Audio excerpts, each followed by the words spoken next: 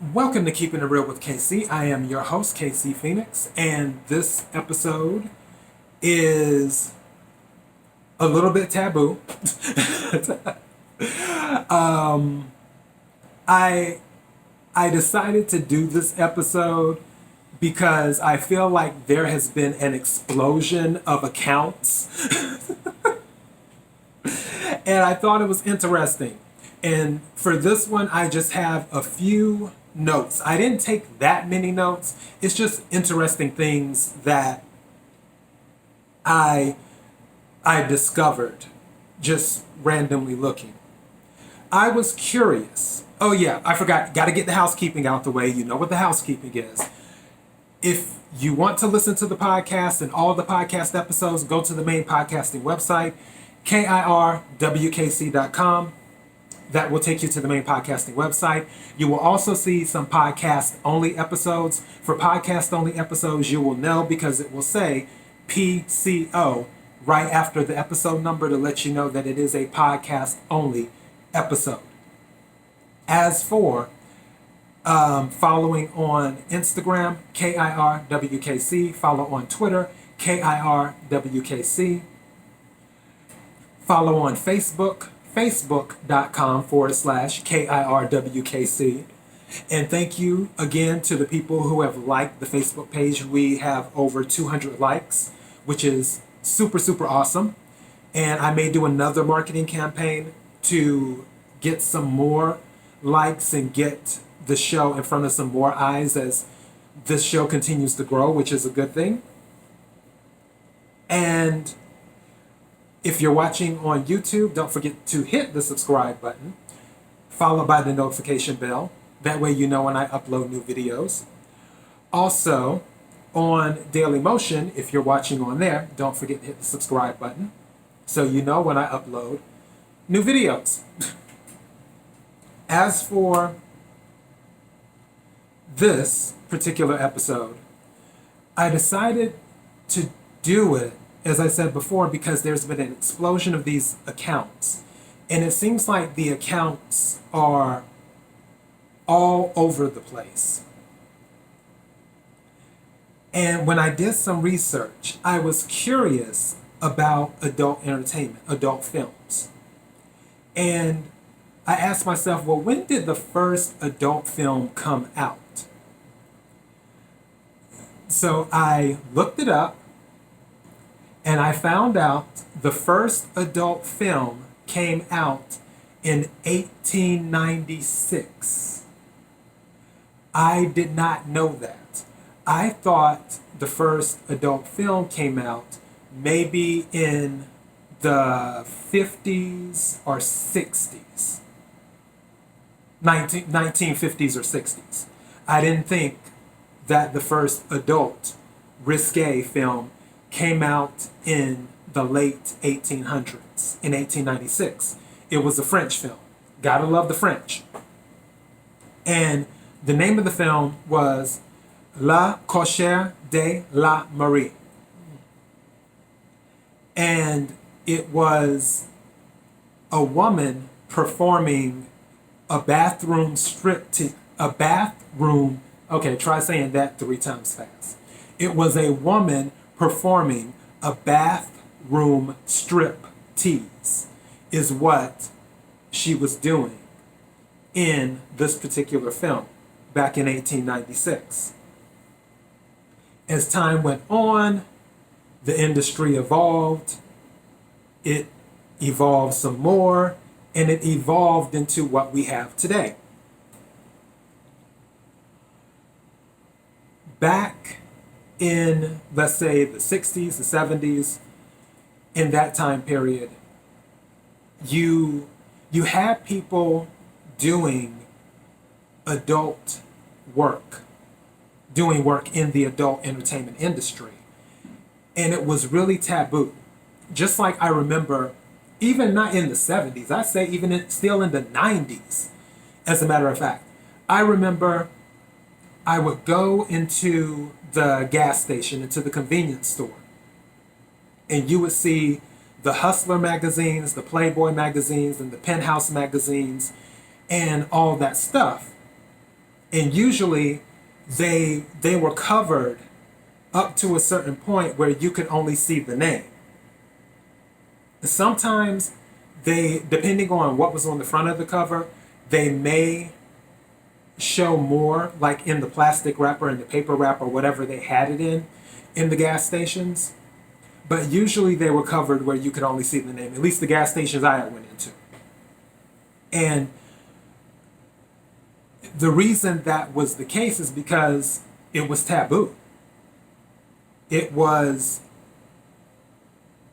an individual showing their body off to the world.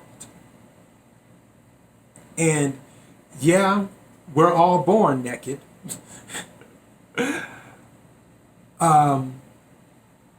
But being naked as an adult can sometimes be a different story. Now, don't get me wrong. We have nude beaches and other things that people can partake in. And even with the nude beaches, those were considered taboo. And some still consider nude beaches taboo to this day.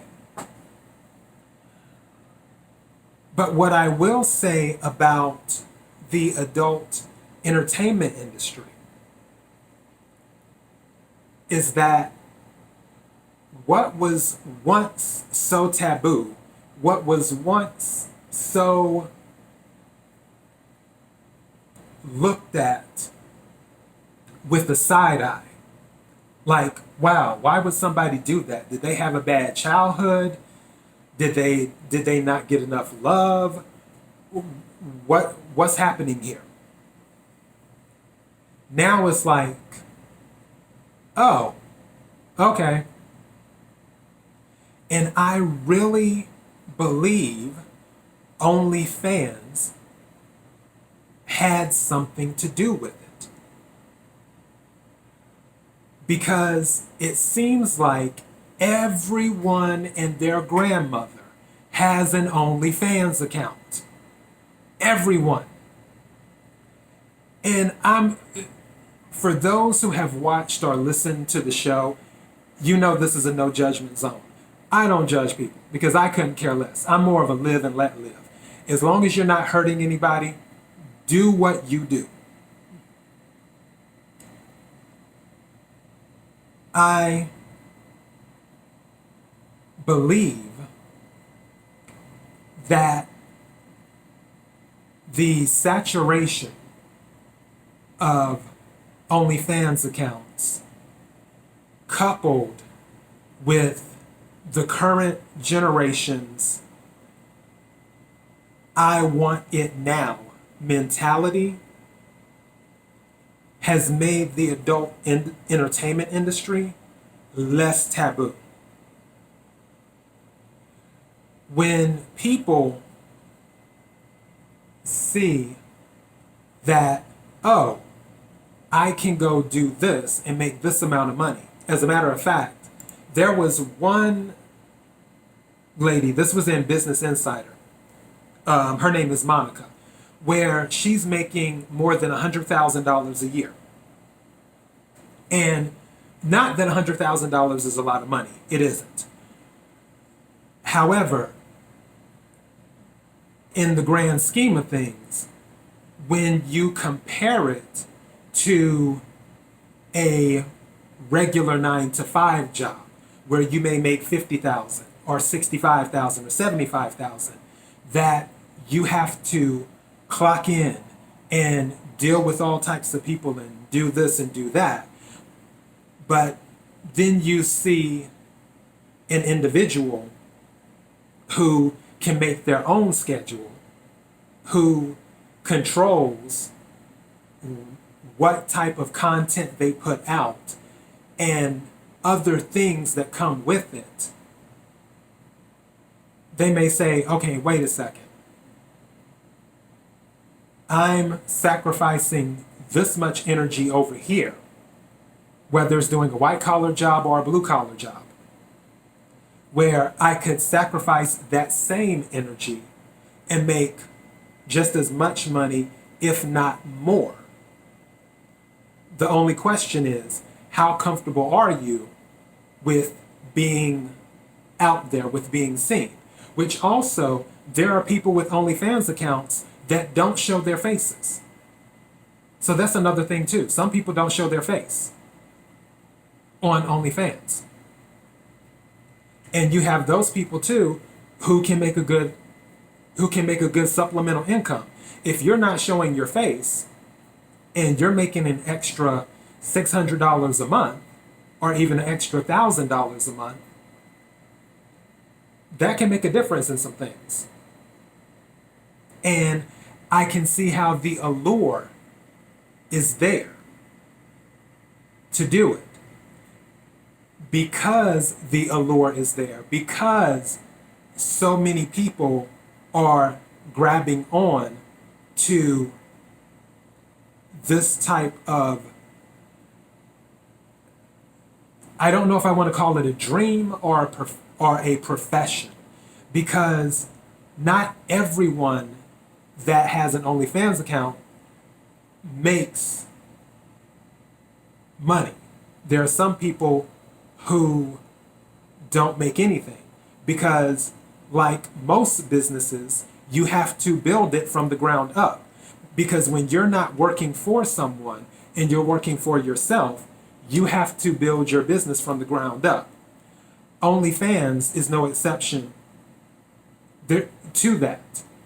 The same rules of having to build from the ground up still apply.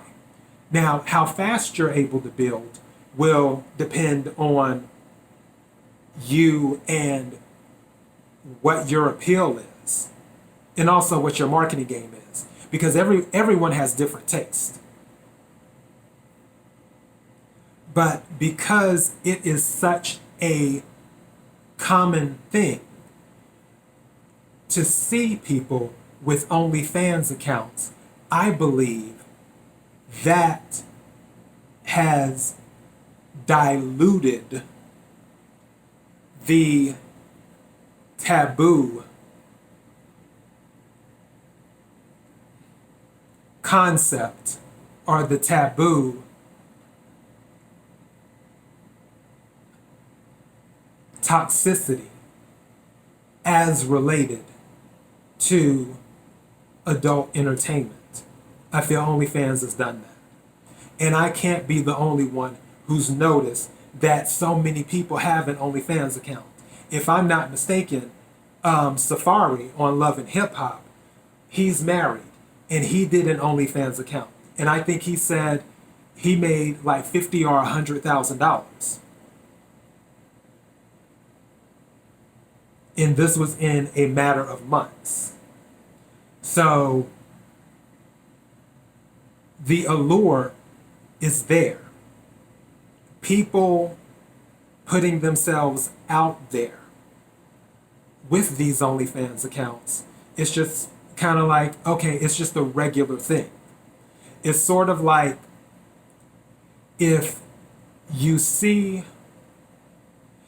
train an elephant to ride a bicycle, or a bear to ride a bicycle. If you train a bear to ride a bicycle, you're going to be like, okay, that'll throw you off a little bit.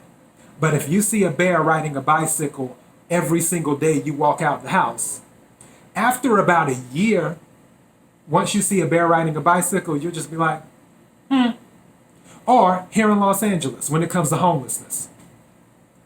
Homelessness wasn't a huge thing in Los Angeles at first. Now it's reached a whole new level. And because it's reached a whole new level, a lot of people are numb to it because they see it every single day. And that's what I feel OnlyFans has done to the adult entertainment industry. It's just like another OnlyFans account, another person letting it all hang out as an adult entertainer. Okay. So that's just my thought on that. It just crossed my mind one day and I just wanted to cover it. Anyways, thank you for taking the time to listen. I appreciate it. Thank you for taking the time to watch. I appreciate you too. Don't forget to like, share, comment, and subscribe. KIRWKC.com for the main podcasting website. KIRWKC on Instagram. KIRWKC on Twitter, Facebook.com/KIRWKC. Don't forget to like the page at Facebook. And don't forget to subscribe on YouTube and Daily Motion. I thank you again. Be blessed.